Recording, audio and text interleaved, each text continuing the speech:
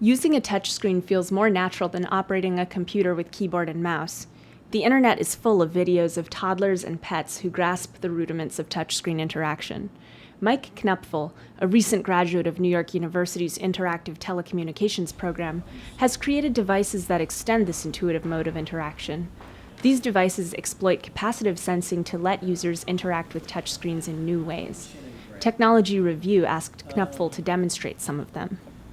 One of the strengths of the touchscreen interface is that it's very versatile. It's very flexible, all sorts of interesting interfaces with touches and swipes, and you can do an infinite amount of button layouts. But one of the things that's kind of lacking is the tactile feedback. The touchscreen itself is kind of a cold, hard, slick surface.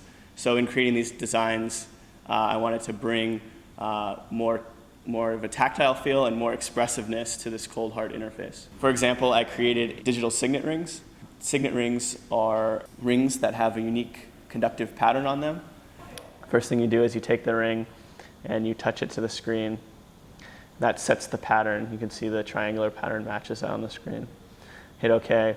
Now when I touch the ring to the screen, I'm able to twist and unlock secret stuff. If I take a ring that has a different conductive pattern like this one and touch it to the screen, the pattern doesn't match. You're unable to unlock or get into the content. The same thing happens if you try and use your fingers on the screen.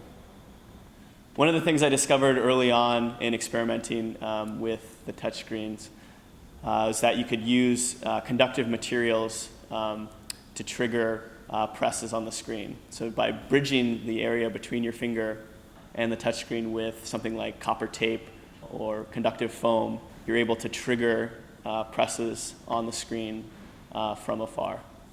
For more expressive input into the iPad, I created two pressure-sensitive styluses.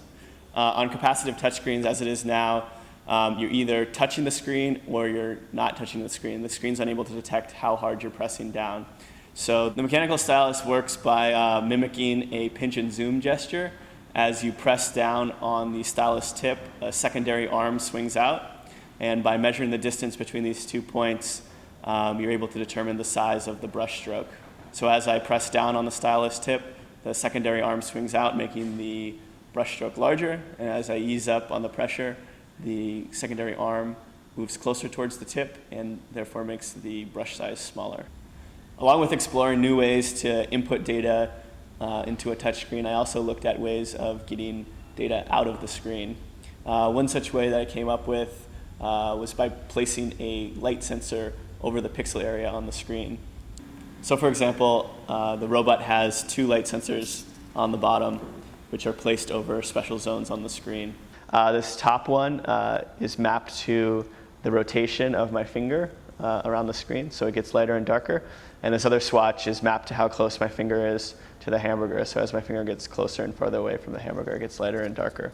So if I place the robot with the two light sensors directly over there, the robot's actions react to the touch input. So as I move my finger closer to the hamburger, you can see that the arm moves in and out. The same is true with the head. As I rotate my finger around, the head will follow the position of my finger. I think in the future, smartphones and tablets with capacitive touchscreens will become even more popular than they are today. And I think the next step is for external hardware devices that work with capacitive touchscreens to follow suit.